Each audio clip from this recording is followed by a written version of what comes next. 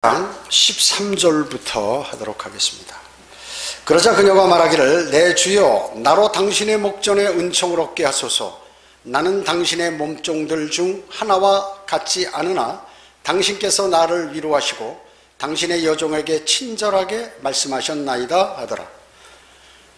보아스가 그녀에게 말하기를 식사 때는 이리로 와서 빵을 먹고 네 조각을 초에 찍으라 하므로 룻이 추수꾼들 곁에 앉으니 그가 그녀에게 볶은 곡식을 건네주자 그녀가 배불리 먹고 남겼더라. 룻이 이삭을 주우러 일어나자 보아스가 그의 청년들에게 명하여 말하기를 그녀로 곡식 단 사이에서 이삭을 죽게 하고 그녀를 책망하지 말라 이렇게 말씀하셨습니다.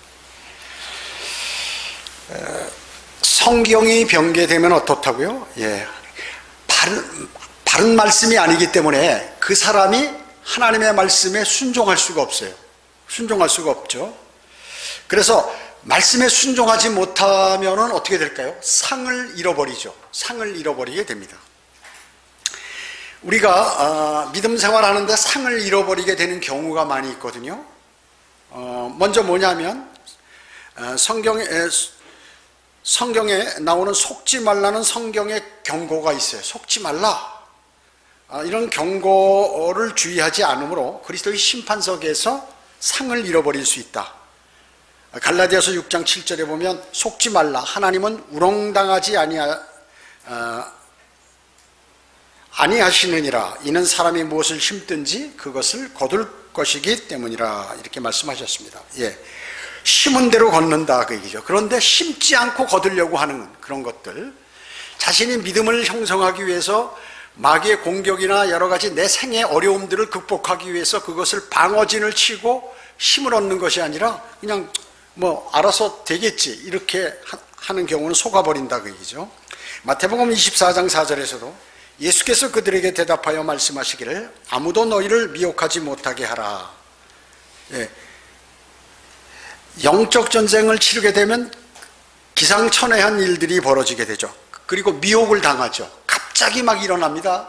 근데 그 갑자기라는 것은 내재해 있다가 밖으로 표출 안 되다가 이게 표출되는 거예요. 그래서 아무도 너희를 미혹당하지 못하도록 하라. 미혹당하면 어떻게 될까요? 그리스도 심판석에서 상이 없다 하는 것이죠. 에베소서 5장 6절도 아무도 너희를 헛된 말로 속이지 못하게 하라. 이는 이런 일들 때문에 하나님의 진노가 불순종의 자녀들을 위해 임하기 때문이라. 헛된 말들에 속아버리는 경우가 많이 있거든요. 자신이 믿음을 견지해야 되는데 핑계를 대는 거예요. 누구 때문에, 어떤 사람 때문에, 무슨 사건 때문에. 그러면 자신이 하나님하고 교제가 잘 돼 있는 사람은 그거 관계없어. 그런 거 신경 쓸 여력이 없어요. 여력이 없다 그 얘기죠. 뭐 다른 교회에서 무슨 일이 일어나는가 이런 거 신경 쓸 겨를이 없어. 근데 나보다도 다른 교회에서 일어나는 일을 너무 많이 잘한다 그 얘기죠. 뭘까요? 그 지역교회 소속이 아니에요. 그런 사람들은. 그러니까 아무도 헛된 말을 속이지 못하게 하는데 이런 것은 뭐예요? 하나님의 진노가 불순종의 자녀 위에 임하기 때문이다. 이거 제가 얘기하는 게 아니에요. 지금 오늘 이 과목이 그대로, 이건 제가 일주일 전에 준비한 건데 이런 내용들이 그대로 적용되는 거예요. 그걸 몰라 사람들은. 그 순간은 눈이 어두워서, 영적인 눈이 어두워서 모르는데 불순종, 하나님 말씀에 불순종하는 자녀들에게 진노가 임한다. 저는 많이 봤어요 그런 거를. 그래서 대부분 많은 사람들이 자기 마음에 안 맞으면 교회를 떠나는 사람이 있거든요. 이것을 그 사람들은 뭐라고 얘기했냐면 성별이라고 얘기합니다. 성별. 거짓말. 성별이라는 건 과거에 무슨 로마 카톨릭에서부터 나와가지고 한다든지 세상으로부터 이 구원받은 사람이 세상을 버리고 나오는 거 이런 것들을 얘기하는데, 성경적으로 잘하고 있는 지역교회에서 성별한다 그렇게 얘기한다고요. 그럼 약점을 한번 대봐라. 당신이 성경대로 안 하는지 그 점을 나한테 얘기해라. 말 못하는 거예요. 뭐 다른 교회에서 하는데 그 사람하고 뭐 이렇게 친하다라든지 무슨 뭐 교제를 한다고 그렇게 뭐 여러 가지 핑계를 댄단 말씀이죠. 그건 성별이 아니라 마귀에게 마귀에게 가는 것이 자신은 성별로 알고 있는 것이죠. 그리스도인은 어때요? 그릇된 섬김의 동기로 인해 상을 상실할 수 있다 하는 것이죠. 고린도전서 3장 13절에 각 사람의 일한 것이 나타나게 되리니 그날이 그것을 밝힐 것이라. 이는 그것이 불로써 드러나고 또 그 불은 각 사람의 일한 것이 어떤 종류인지를 시험할 것이기 때문이라. 그렇죠. 사람들은 각자 믿음을 갖고 생활하거든요. 근데 자존심을 부리고 자기 위주로 뭐든지 방어를 하다 보면 어떻게 될까요? 자기 합리화를 시키죠. 하나님 말씀보다는 자기 생각에 대한 합리화를 이렇게 시키게 되는데, 그리스도의 심판석에서 그 일한 것이 어떤 종류인 것인지, 그 사람이 지역교회를 강성하게 하기 위해서 기도하고 정말 눈물로 기도하고 그 다음에 헌신하고 하는 이런 것이 없이 뭐 빌미를 잡아서 뭐 이런 게 없나 하는 것은 뭐예요? 그 사람이 자체가 믿음 생활을 바로 하지 않았다. 그 뭐든지 사람이 이렇게 실족하게 되는 그 길이 딱 있어요. 예를 들어서 평소에 뭐 거리설교 구령 안 하는 사람은 모르는데 뭐 하다가 갑자기 딱 그만둔다든지, 또 아니면 안 하다가 갑자기 막 그것을 감추기 위해서 뭐 어마어마하게 막 노력을 많이 한다든지, 뭐 이런 것들이 현상들이 일어나게 되죠. 자, 그런 것들이 이제 그리스도의 심판석에서 밝혀지게 된다. 그 다음에 세 번째는 뭐냐면, 그리스도인의 삶에서 자백하지 않은 죄나 판단하지 않은 죄로 인해 상을 상실할 수 있다. 이는 우리 모두가 반드시 그리스도의 심판석 앞에 나가 선이든지 악이든지 각자 자기가 행한 것에 따라 자기 몸으로 행한 것들을 받을 것이기 때문이라. 이렇게 말씀하고 있죠. 고린도전서 11장 31절 32절에 보면, 만일 우리가 자신을 판단한다면 판단받지 아니라. 우리 자신을 판단하는 게 뭘까요? 주님, 저 뭐 잘못했습니다. 제가 너무 육신적이었습니다. 주님 용서해 주십시오. 주 예수 그리스도 이름으로 기도드립니다 하고 주님께 기도드리는 게 자신을 판단하는 거예요. 그러니까 내가 죄진 것을 내가 알아서 나에게 징책을 하는 거예요. 그러면 주님께 징계를 안 받는다고 얘기죠. 또 하나님께 자백한다고 얘기죠. 자백을 드리면 주님으로부터 징계가 없다고 얘기죠. 그런데 그러나 우리가 판단받는 것은 주께 징계받는 것이니 이는 우리로 세상과 함께 정죄받지 않게 하려 함이라. 만약에 그 사람이 구원받았는데 죄를 자백 안 하면 어떻게 해요? 하나님께서 때린다고, 징계. 지옥은 안 가지만 징계를 주신다고 얘기죠. 그러면 징계를 주는 것은 그 죄에 대한 벌을 하나님께서 이미 내리신 거기 때문에 영원한 멸망으로 가는 그것을 면할 수 있다 하는 그 말씀이에요.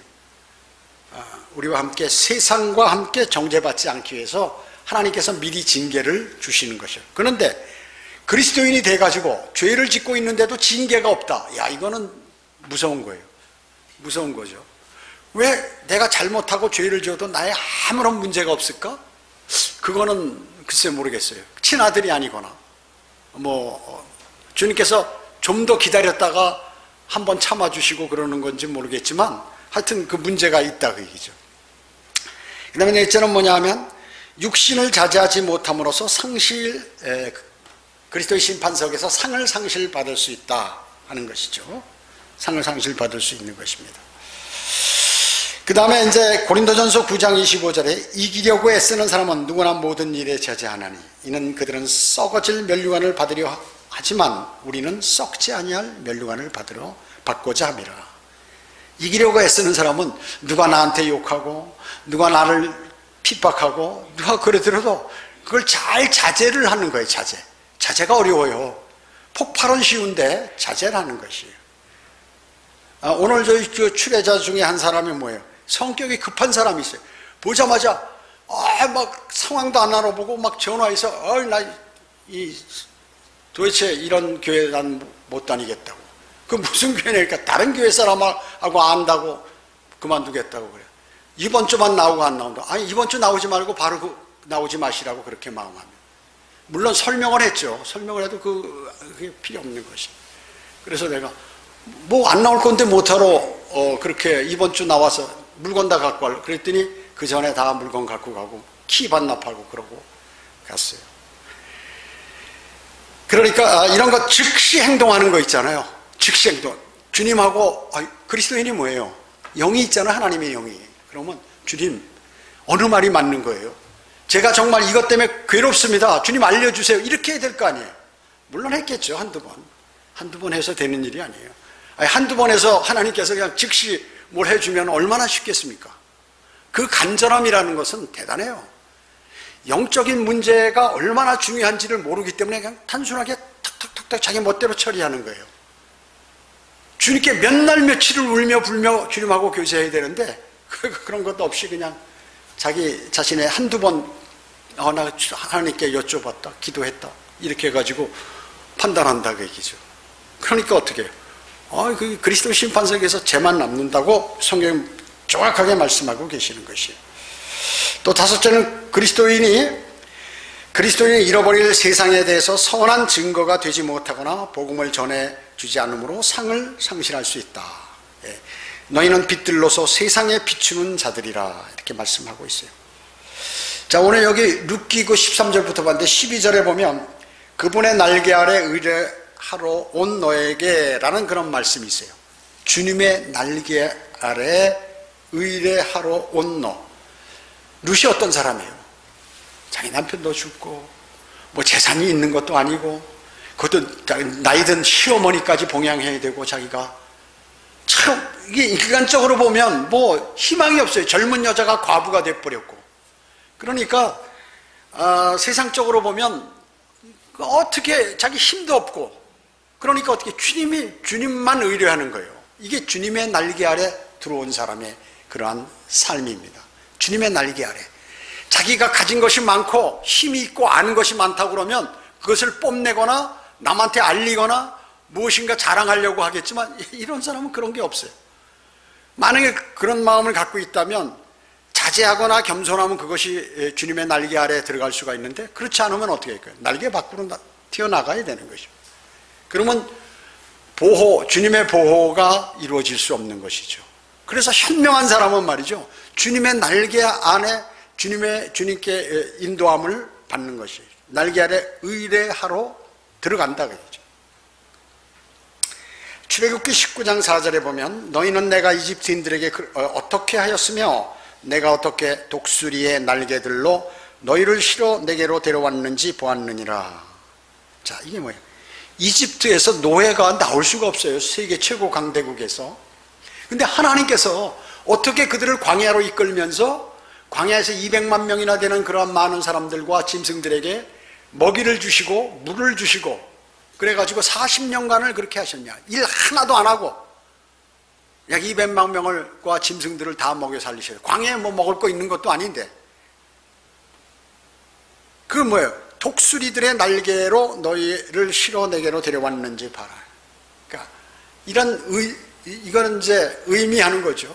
안전하게 너희가 도저히 올 수 없는 거를 실제 이렇게 막 독수리 날개로 내가 인도해서 그렇게 한 것을 보았지 않느냐? 근데 왜 지금 어려움이 있다고 그렇게 시리에 빠지느냐? 그 말씀이죠.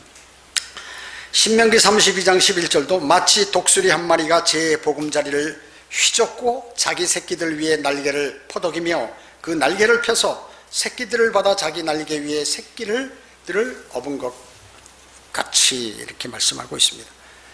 그렇게 이스라엘 백성들을 인도했다 그 얘기죠. 예수님께서 이 땅에 오셨을 때 이스라엘 사람들에게 말씀을 막 전했어요. 많이 전했어요. 근데 모든 사람들이 어떻게 했어요? 막 저 이단자다 말이야. 저 간음에서 난 사람이다. 저 이상한 교리를 전파한다. 그런 것이죠. 사도 바울 어땠습니까? 사도 바울도 그랬죠. 그러니까 무슨 이렇게 지역 교회 내에서 어려움들이 있을 때 떠도는 소문 이런 것들은 그 많은 사람들이 성경에서 일어나는 그러한 내용과 똑같은 거예요. 왜냐? 마귀는 창세기 때 이불을 꼬였던 그 마귀가 현재 마귀 똑같다 그 얘기죠. 방법이 똑같아요. 그래서 각 교회 영적 전쟁이 일어나거나 무슨 뭐 자신들이 거짓으로 성별한다고 하는 사람 얘기 들어보면 20년 전이나 30년 전이나 똑같은 말 계속 하는 거예요. 이게 마귀가 똑같은 얘기야. 전혀 알지도 못하는 사람이 어떻게 저도 모르는 내용을 그 다른 교회에서 몇 년 전에 나간 사람들이 한 얘기를 똑같이 하고 있느냐. 그래서 이건 마귀 걸렸고 마귀에게 걸려들었구나 하는 걸 즉시 아는 거예요. 여러분 그걸 잘 아셔야 돼. 들으면 저 사람한테 들으면 저 사람도 똑같고 저 사람도 똑같고 이렇게 얘기한다 그 얘기죠. 왜? 하나님의 인도하는 방법도 똑같죠. 마귀가 인도하는 방법도 똑같아요. 그렇기 때문에 안다 그 얘기. 아는 사람은 즉시 아는 거예요. 그 모르는 사람은 어떻게 당하는 거죠. 그것을 마귀에게 넘어가는 것이죠. 여기 보면 그래서 주님께서 아무리 외치고 막 심지어 울면서도 그렇게 해도 안 받아들이는 거예요. 자, 하나님이신 예수 그리스도께서 그렇게 해도 안 되는 거예요. 사람이 그렇게 하면 될까요? 정말 안 되는 것이에요. 그렇기 때문에 자신이 평소에 하나님의 말씀으로 이렇게 영적으로 자라가지고 강성하지 않으면 외부에서 오는 것을 방어해낼 그러한 능력이 없어요. 그래서 누가 너 이렇대. 오 그래? 그래서 그냥 쓰러져 버리는 거예요. 단순한 걸로.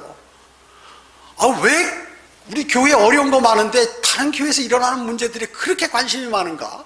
우리 교회를 자신의 속해 있는 지역교회를 위해서 울면서 기도 안 하면서 다른 데 있는 교회에 일어나는 일들에 막 여기저기 다니면서 얘기하고 아니면 뭐 그냥 고민하고 잠 못 이루고 그게 뭐예요? 마귀가 이러는 거예요. 여러분 최근에 뭐 여러 가지 얘기를 들으면 잠이 안 오는 사람 많을 거예요. 그 지금 마귀가 공격하고 있는 것입니다. 저도 마귀가 엄청나게 여러분의 받는 공격의 10배는 받아요. 저는 엄청나요. 어떤 때 제가 설교할 때 여기 부시시하고 나올 때 있죠. 얼굴이 그 뭐 마귀하고 엄청나게 고통을 받고 있는 것이에요. 왜 그럴까요? 그게 이제 자제와 하나님의 말씀 그리고 하나님을 신뢰함과 세상적인 그 마귀가 세상을 동원해서 그 사람에게 공격하는 것에 대한 갈등부터 시작해서 여러 가지 불안 요소를 주어서 사람에게 그렇게 만드는 그런 것들이 있다 그 말씀이죠. 근데 예수님께서 마태복음 23장 37절에 오 예루살렘의 예루살렘아 선지자들을 죽이며 너에게 보낸 사람들을 돌로 치는 자야. 마치 암탉이 자기 병아리들을 날개 아래 함께 모으듯이 내가 얼마나 자주 네 자녀들을 모으려고 하였더냐. 그러나 너희가 원치 아니하였도다. 이게 말이죠. 영적인 문제는 하나님이신 예수 그리스도도 못해요. 그리고 주님의 능력을 받은 사도 바울도 마음대로 못하는 것이에요. 여러분 그걸 아셔야 돼요. 여러분은 주님의 날개 아래 의뢰하셔야 합니다. 그래야 안전합니다. 그것이 가장 안전한 것이에요. 여기 13절에 보면 이제 룻은 보아스에게 이미 자신에게 해준 그러한 일들과 자신을 위로해주고 상냥하게 대하는 그러한 모습을 보고 그에게 아주 호의를 가진 거예요. 룻은 보아스가 자신에게 너무나 잘해주는 거예요. 그 호의를 갖게 되죠. 일단은 뭐 자세히 모르지만 나중에 우선 호의를 갖게 됩니다. 비록 그녀는 유대인 여자가 아니었지만 그렇게 했다는 것이죠. 그러나 그리고 보아스는 말이죠. 참으로 그녀로 하여금 자신의 일꾼들에게 주는 그러한 음식을 나눠 먹도록 그렇게 해줌으로써 아주 호의를 베풀어 그 이상의 호의를 베풀었죠. 이 점은 보아스가 구약적 의미에서 바로 의로운 사람이었다 하는 것을 알 수가 있는 것입니다.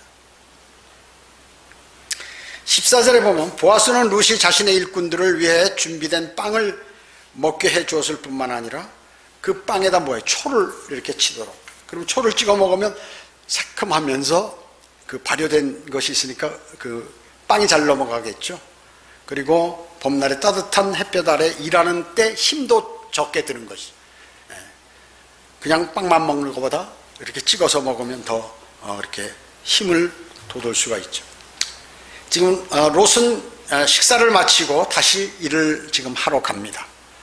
롯이 가자 보아스는 그 청년들을 불러서 이제 몇 가지 지시사항을 2가지 정도 하죠. 하나는 그녀를 무슨 일을 하더라도 그녀를 책망하지 말라라는 거죠. 그리고 그녀를 꾸짖지 말라 이렇게 얘기하는 것이에요.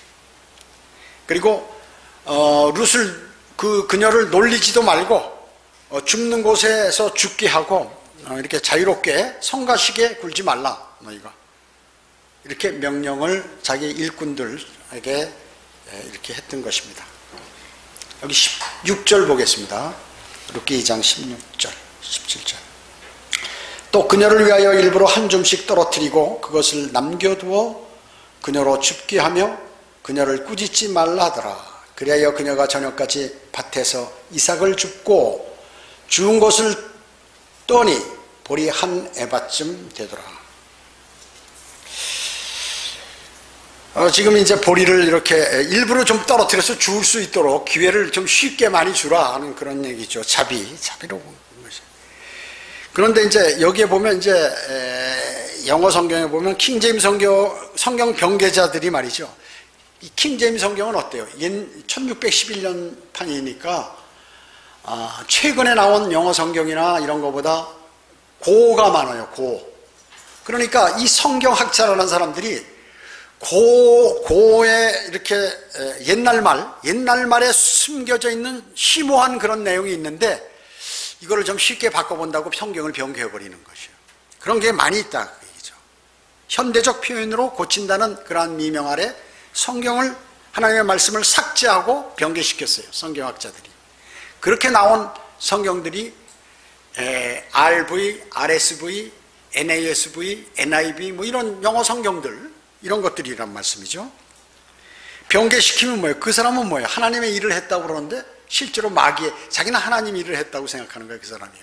근데 그건 하나님 입장에서 마귀의 종들이라고 하죠. 하나님께서 하신 말씀을 멋대로 고치는 것이기 때문에. 하나님께서 하신 말씀들을 변개해서 자기에게 적용시켜가지고 무엇을 한다 하는 그런 사람들도 있죠. 그게 잘못된 것이죠. 잘못된 것이요. 자, 16절에 보면 일부러 한 줌씩, 자, 일부러 고의적으로 이렇게 좀 슬쩍 뿌려놓으라 그 얘기죠. 주울 수 있도록. 참 뭐라 그럴까, 마음이 넓고 자비로운 그러한 사람이죠. 우리가 스스로 인생에 탐욕스럽거나 불만 가득한 마음이 아닌 그러한 감사하는 마음으로 여러분들이 돌아보신다면 하나님께서 여러분들을 얼마나 선대하셨는지 알 거예요. 자, 여러분 어떻습니까? 여러분 인생에 있어서 하나님께서 작은 일부터 큰 일까지 하나하나 이렇게 정말로 여러분에게 선대하셨는 것을 생각해 보셨어요? 그리스도인은 반드시 그것을 생각해야 됩니다. 그래야 믿음을 견지해요. 그렇지 않으면 자신의 생각대로 멋대로 이렇게 그런 멋대로 된 믿음을 견지할 수밖에 없어요. 그렇기 때문에 하나님의 말씀을 우리가 마음에 새기는 것, 그것도 하나님께서 여러분에게 많은 하나님의 말씀을 주시는 것보다 한 줌씩 일부러 이렇게 떨어뜨리셔요. 야, 너 이거 주워 먹어라. 주워 먹어라. 뭐 설교를 하면 많은 내용을 기억 못해도 거기에서 한두 가지를 자신에게 딱 맞는 것을 기억해서 하나님께서 그것을 그 사람에게 양식으로 딱 주시는 거예요. 한 줌씩 한 줌씩 이렇게 주시기도 한단 말이에요. 여러분에게 일부러 하나님께서 한 줌씩 떨어뜨려 주시는 것입니다. 여러분의 모든 필요도 마찬가지입니다. 역시 주님께서 여러분 앞에 한 줌씩 일부러 이렇게 떨어뜨리는, 한 줌씩 일부러 떨어뜨립니다. 주님께서, 주님은 참 우리 보통 사람 같아, 주님 많은 것을 갖고 계신데 몽탕구리로 그냥 다 주시죠. 아니에요. 그러면 바로 주님을 떠나는 거예요. 사람은 그렇게 돼 있어요. 그렇게 돼 있습니다. 많은 사람들이 그렇죠. 그렇지 않은 사람은 극히 소수예요. 극히 소수. 극히 소수입니다. 여러분의 모든 필요 주님께서 한 줌씩 일부러 떨어뜨려 주십니다. 룻은 저녁같이 이제 이삭을 모으죠. 껍질과 줄기를 제거하고 대보니까 한 에바 정도가 됐어요. 그러면 대략 36리터 정도 되는데, 여러분 1.5리터 팩 이렇게 그 물병, 콜라병 같은 거 하면 이 36 대단히 많은 거죠. 1리터짜리라면 그게 30병이 되니까 꽤 많은 거예요. 많은 양을 이렇게 주었습니다. 지옥교에 필요한 모든 것도 주님께서 다 허락해 주시는 것입니다. 허락해 주시는 것이에요. 이 성경대로 믿는 지옥교의 특성이 있어요. 무슨 영적 전쟁이 난다든지 어려움이 있으면 사람들이 이렇게 좀 빠지잖아요. 그러면 빠지는 게 공교롭게 어떤 사람이 주로 빠지냐면 헌금을 많이 내는 사람들이 먼저 많이 빠져요. 주로. 왜냐하면 그가 주님을 사랑하는 마음에서 겸손한 마음으로 드렸다면 그런 마음이 안 생길 텐데, 자신이 많이 드린다는 것을 늘 생각하고 있는 사람이, 그러면 그 교회 재정이 어려워지겠죠. 그러나 성경대로 믿는 교회는 절대 안 그래요. 주님께서 미리 준비하시거나 그 다음에 단계적으로 탁탁탁 준비해서 그거보다 더 풍성하게 항상 해주시니, 더 풍성해. 조금도 어려움이 없어요. 그래서 항상 어려움이 없어요. 넉넉하게 지내요. 넉넉하게. 우리 여기 뭐 임대료 금년도 현대 여보시오 무슨 금년도 별로 깎아준다는 데는 있는데 올려갖고 왔어요. 그럼 월 내는 게 많아지면 우리는 안 좋잖아요. 알았다고 그러면 1,000만 원 올려드리겠다고, 보증금 더. 우리 이 건물에서 보증금이 우리가 제일 많습니다. 그러니까 이자가 싸서 안 된다고. 여보시오, 사업 안 해봤어요 당신? 1,000만 원이 지금 내 수중에 들어오면 우리가 이사 가는 것도 아닌데, 여기 있다면 당신은 1,000만 원, 이게 한 달에 한 돈 10만 원 올리면 1,000만 원 하려면 뭐 몇 년을 해야 돼? 10년을 해야 되는데 말이죠. 10년 정도를. 그건 그래가지고 한단 말이죠. 그 전혀 뭐 그러면서 편안하게 있어요. 우리가 뭐 큰 건물에서 무슨 뭐 어렵고 뭐 여러 가지 고통당하고 뭐 배관 관리하고 건물 관리하고 이런 거 없어요. 풍성하게 얼마든지 다 주님께서 인도해 주신다 그 얘기죠. 인도해 주시는 것이에요. 그래서 많은 주님의 방법으로 주님은 늘 주님을 섬기는 성경대로 믿는 교회, 지역교회를 인도하시는 것이에요. 육신적으로 보면 저거 어떻게 될 텐데 이제 다 없어지고 큰일 났네. 그 사람들이 와서 저한테 하는 말이 그러는 거예요. 보세요, 어느 교회 지금 사람들 많이 없어졌어요. 천만에요. 주님이 더 깨끗한 사람들을 많이 보세요. 너무 오랫동안 앉으면서, 오랫동안 있으면 사람이 말이죠, 오래 있으면 자기 자신을 계속 돌아봐야 돼. 왜냐? 타성에 젖어버려요. 주님을 우습게 하는 거예요. 하나님 말씀을 우습게 알아버려요. 뭐 다 아는데 뭐 이러고 그냥 흥얼흥얼 이러다가 보면 마귀가 그대로 들어가 봐. 그래서 오래된 사람들이 착착착착 하나님께서 그 오래됐어도 있는 사람 뭐냐? 정말로 신실한 사람이에요. 그 사람은. 그게 어려워요. 마귀가 가만 놔두질 않기 때문에 거기 걸려들게 돼 있죠. 걸려드는 주기를 본인이 매일 주님과의 풍성한 교제와 신실하게 되어 있으면 안 그럴 텐데, 여기서 이렇게 제가 설교하죠. 매일 조는 사람 있잖아요. 그 조는 게 잠깐 졸 수 있어, 사람이 피곤하면. 근데 아예 눈 감고 그냥 자버리는 사람이 있어요. 그 사람은 바로바로 잡아가. 그런 사람들이 10년, 20년 교회 다녔다. 성경대로 믿는 사람들 가운데 그런 사람들이 있어요. 저 사람 걸려들겠구나 이제 앞으로. 그러면 내가 여기서 강력하게 거기 안 드는 그런 말씀을 전하는데 그걸 못 알아듣거든요. 그러면 조금 있으면 물려가겠구나. 그러면 내가 그것을 당신 조르니까 물려갑니다 이렇게 얘기해야 되네? 그래서 해결되는 게 아니거든. 그 대단히 중요한 것이에요. 대단히 중요한 것이에요. 매일 조는 거, 오늘날 그렇게 열정을 갖고 하나님 말씀에 집중하고 하더니 매일 오면 처음부터 끝까지 졸아버리는 것이에요. 그러면 저 사람은 조금 이따 마귀에게 물린다. 그러면 이제 하다도 안 되면 본인한테 말도 하고, 좀 이해할 수 있는 사람 같으면 말을 하고, 자존심 강한 사람한테는 얘기 안 하죠. 해봐야 비웃으니까 안 하는 거예요. 그런 얘기는. 그래서 하나님의 말씀을 통하여 하기도 하면, 그러면 이제 깨달으면 말씀에 귀를 기울이면 그 문제가 해결되지만 안 되면 걸려드는 것이. 그래서 그냥 하루아침에 무슨 문제가 탁 발생해서 한 사건에 그런 게 아니에요. 쭉 오면서 쌓여서.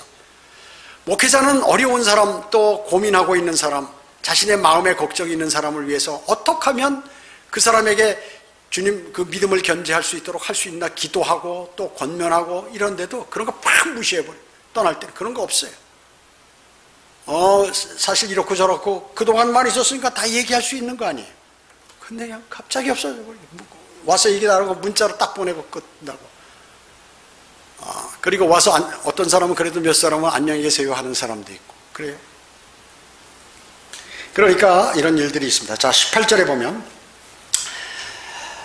그녀가 그것을 취하여 성읍으로 들어가자 그녀의 시어머니가 그녀가 준 것을 보더라. 그녀가 배불리 먹고 남긴 것을 가져가 시어머니에게 주더라. 그러자 그녀의 시어머니가 그녀에게 말하기를 오늘 내가 어디서 이삭을 주었느냐? 어디서 내가 일하였느냐? 너를 알아준 자는 복을 받을지어다 하니 룻이 그녀의 시어머니에게 그녀와 함께 일한 그 사람을 알려주며 말하기를 오늘 내가 함께 일한 사람의 이름은 보아스니이다 하더라.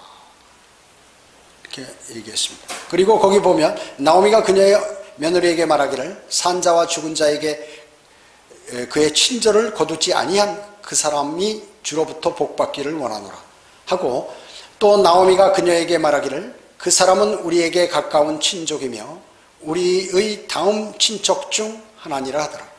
모압 여인 룻이 말하기를 그가 내게 또 말씀하시기를 너는 그들이 내 모든 추수를 마칠 때까지 내 청년들 곁에 붙어 있으라 하시더이다 하자, 나오미가 그녀의 며느리 룻에게 말하기를 내 딸아, 네가 그의 여종들과 함께 나가고 그들이 너를 어느 다른 밭에 만나지 않는 것이 좋으리라 하더라. 그리하여 그녀가 보리추수와 밀추수가 끝날 때까지 이삭을 죽기 위해 보아스의 여종에게 가까이 있었으며 그녀의 시어머니와 함께 기거하더라. 어느 기간 동안에 23절에 보면 보리추수와 밀추수가 끝날 때까지, 보리추수가 먼저 끝나고 밀추수가 나중에 끝나거든요. 나오미는 지금 룻이 집으로 가져온 곡식을 양을 보고 이거는 주워온 게 아니라 누가 준 거다 이렇게 생각한 거죠. 그래서 이제 누구냐고 물어보니까 그 보아스라고 이렇게 얘기하죠. 그러니까 나오미는 그를 송축한 거예요. 그가 복받기를 원한다고요. 그녀는 또 뭐예요? 하나님의 섭리적인 손길을 이끌어서 룻이 그에게 가서 룻은 몰랐지만 보아스 밭에 가서 이끌어 주셨음을 나오미는 알았다. 여러분 이런 거 아세요? 지금 주님께서 나를 섭리적으로 인도하고 계신다 이러면 아시냐고요? 그거 아셔야 돼요. 나오미는 알았어요. 왜냐하면 보아스가 나오미의 죽은 남편에 가까운 친척이었기 때문에 그렇습니다. 구역에는 어떻게 해요? 이제 그 여자가, 젊은 여자가 이제 그 남편이 죽어버리면 며느리가, 젊은 여자 남편이 죽어버리면 이제 그 형제가 대신 그 일을 해서 이렇게 자손을 낳게 하죠. 신명기 25장 5절에 보면 형제들이 함께 거하는데 그중 한 명이 죽고 자식이 없으면 죽은 자의 아내는 나가서 타인에게 혼인하지 말 것이요 그녀의 남편 형제가 그녀에게 들어가서 그가 그녀를 아내로 삼아 그녀에게 남편의 형제된 의무를 행할 것이니라. 그녀가 낳은 첫 태생은 죽은 자기 형제의 이름을 이어받게 하여 그의 이름을 이스라엘에서 끊어지지 않게 할지니라. 이렇게 말씀하고 있습니다. 즉 나오미는 이제 룻과 보아스의 중매쟁이 비슷한 그 일들을 지금 하는 거예요. 그냥 뭐 갑자기 이렇게 해라, 너 나랑 결혼합시다 이게 아니라 이렇게 해라 저렇게 해라 해서 이제 하는 것이죠. 그래서 그렇게 마음을 먹고, 물론 그것은 이제 율법의 근거에서 하는 거죠. 하나님 말씀의 근거에서. 나오미가 자신의 며느리 룻에게 주는 충고는 8절에 말했듯이 정확하게 일치하는 거죠. 곧 이스라엘의 오직 보아스 밭에만 가서 너 주소라, 다른 밭에 가지 마라. 그리고 여정 곁에 가까이 붙어 있고 다른 남자들이, 젊은 남자 찝쩍 대도 절대 그런 데 신경 쓰지 마라. 그리고 친절을 베푼 사람에게 네가 충성과 감사를 보이라고 이렇게 한 것이죠. 여기 23절에 보면 룻은 보아스 밭에서 이제 보리 수확 철인 봄 내내 여름까지 열심히 일을 했습니다.